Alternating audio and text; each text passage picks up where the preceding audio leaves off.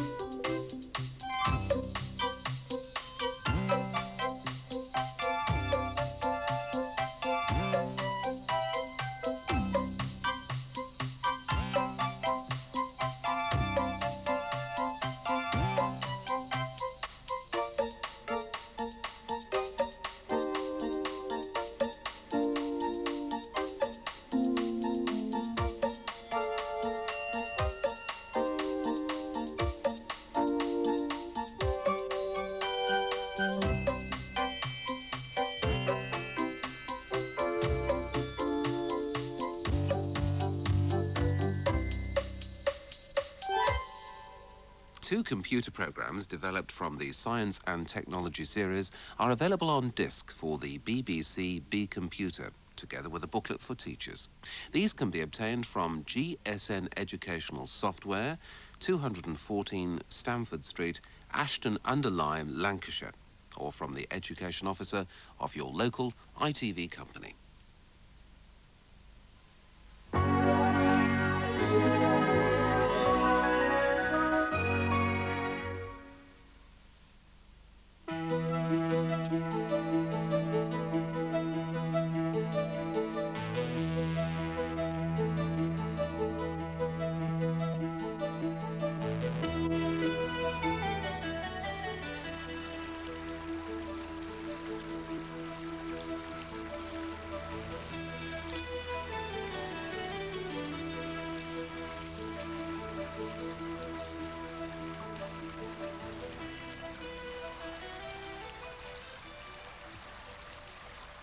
Most of us only visit the countryside. We live in cities or towns.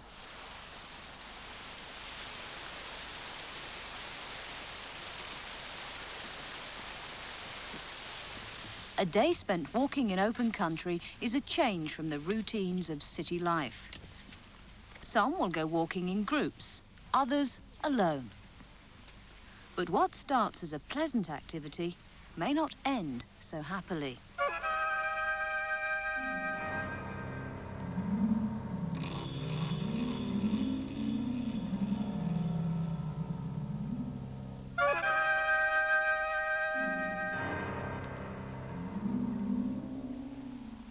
A few people every year will get into difficulties. They'll get lost, or too cold to move, or injure themselves. And they may need the help of a mountain rescue group. Often it's found that the real cause of their problem was bad clothing and equipment. Those in trouble just weren't dressed for countryside weather.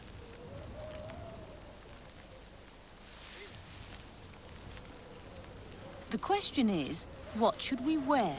And what should we have with us in cases of emergency?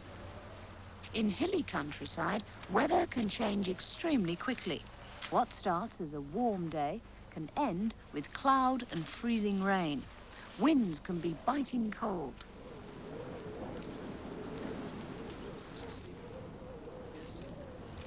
You okay, lads? Well, kids, come out and rescue. You're the party that's been missing. You just got lost and cold. Yeah. Yes? Right. Anybody injured at all? No. Right. We're going to get this tent over you and get you nice and warm, and then we'll take you off. Who's feeling the coldest? You feeling the coldest? What's your name? Helen. You're Helen. OK. We'll just let base know that we found you and that you're going to be safe. Tuck into that Mars bar. I've had some of it on the way up because it's a cold day. Peakland base, this is Peakland leader. At first, just your feet and hands feel cold. Then the rest of your body. You shiver, the teeth chatter, and as the temperature continues to fall, you become hypothermic. too cold to know or to care what's going on. The first job is to stop that loss of heat.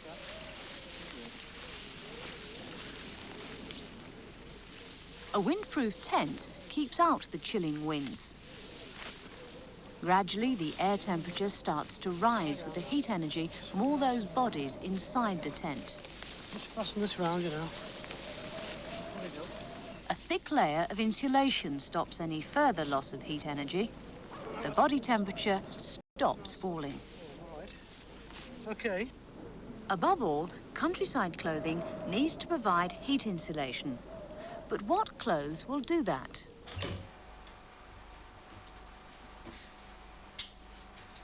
This fridge is a laboratory for testing protective clothing. The human body is represented by a drum of heated water and covered with layers of different clothing. How could you keep the drum warm for as long as possible? In fact, layers like these are found to work best. Why should that be? All those layers need to fit well. Without a close fit at the waist, at the neck and wrists, then the warm, insulating air will be pumped away. The body would feel cold again. That top layer of clothing is vitally important. Ice-cold rain makes clothing soggy and uncomfortable, and water will destroy the layer of warm air that provides insulation. So that top coat will need to be absolutely rainproof. How can that be done?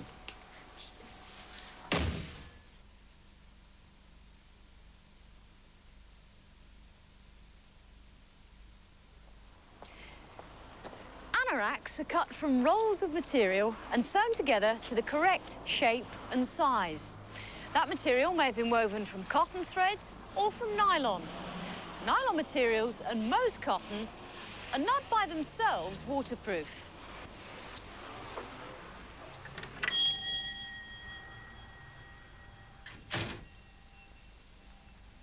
Simple cagoules are made from nylon material. The waterproofing comes from a polymer, a plastic layer that's joined to the material.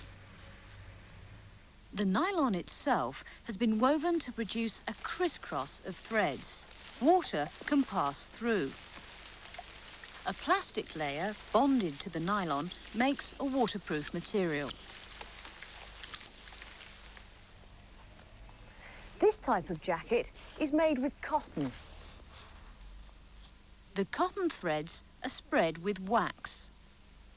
Wax fills the holes in the woven cotton to produce a waterproof material.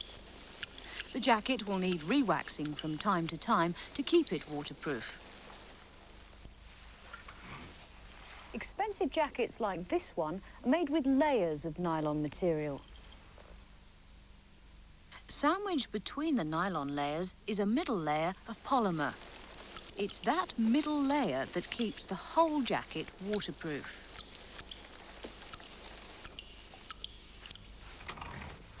And this jacket, similarly expensive, is made from cotton.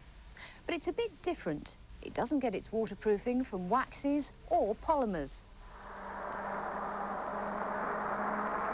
Many of those Second World War flyers who crashed into the sea died from the effects of cold and wet long before they could be rescued. In the early 1940s, textile scientists were asked to develop a survival suit, waterproof and windproof. The fibre they chose was cotton.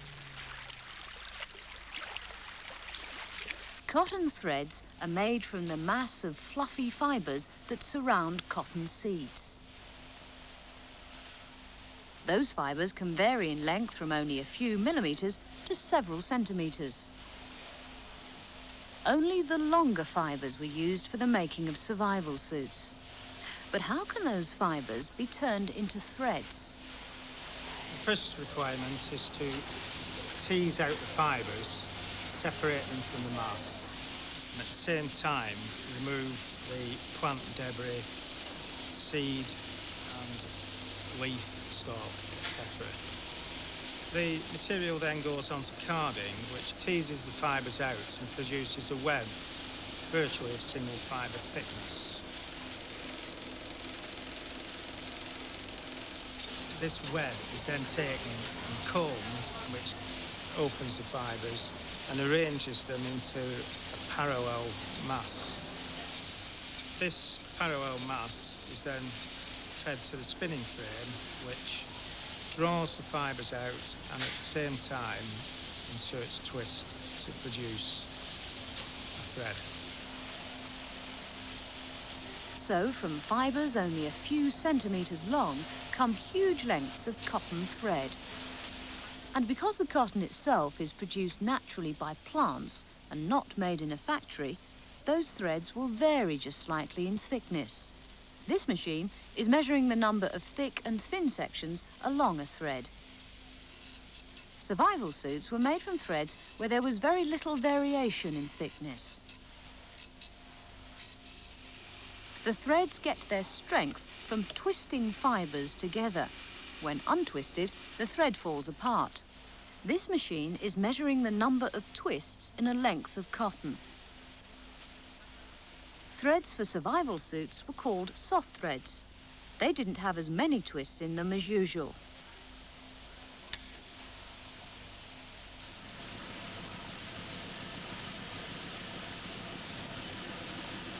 Huge lengths of cotton thread are wound onto a drum.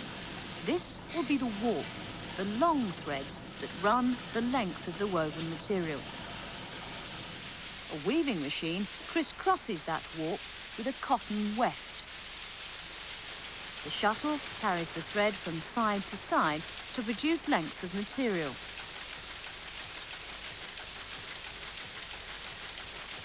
Those soft cotton threads woven tightly produce ventile, the cotton material first made in the 1940s for survival suits. In water, the soft threads absorb moisture and expand, closing the small gaps in the weave. Those swollen threads form a waterproof barrier. Ventile cotton is still used to make protective clothing, including survival suits and anoraks.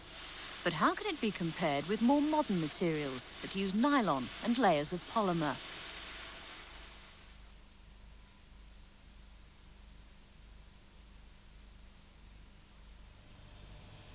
Outer clothing needs to be properly waterproof. This machine is designed to compare the waterproofing of materials.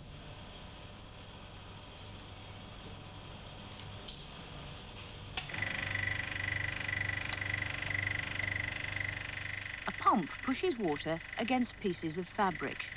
As the pressure increases, drops of water can be forced through. The higher the applied pressure before the water gets through, the better the waterproofing.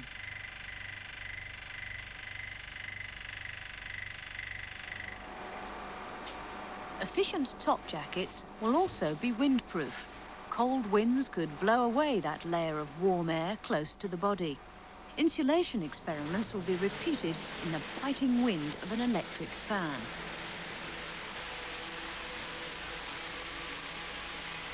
But outer jackets can be more than water and windproof. In order to keep warm effectively, your clothing should be snug fitting for the best insulation.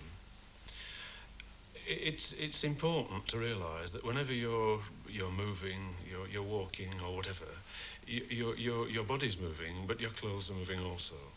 And the result of this is that what's known as the bellows action occurs, whereby the movement of the clothes pumps out all the warm air next to the skin, and thereby heat is lost. This simple rig compares the flexibility of materials. The more easily a material bends, then the more likely it is to fit well.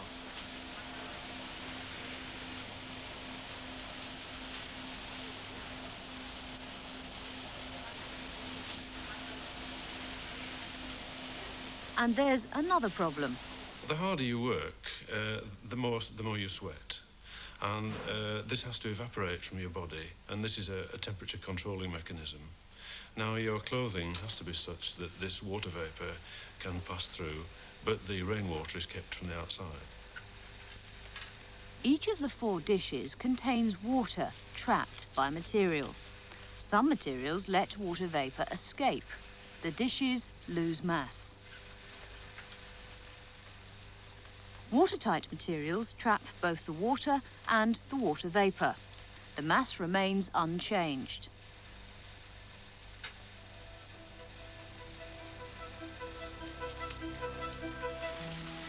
Protective clothing is designed to keep us safe and comfortable in dangerous conditions. Science allows us to test those materials to see just how efficient they really are.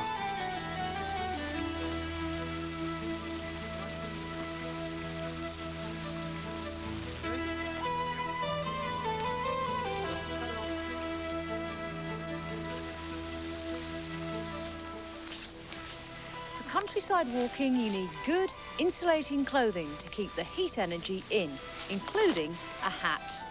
And you need a waterproof top coat, an anorak or a cagoule.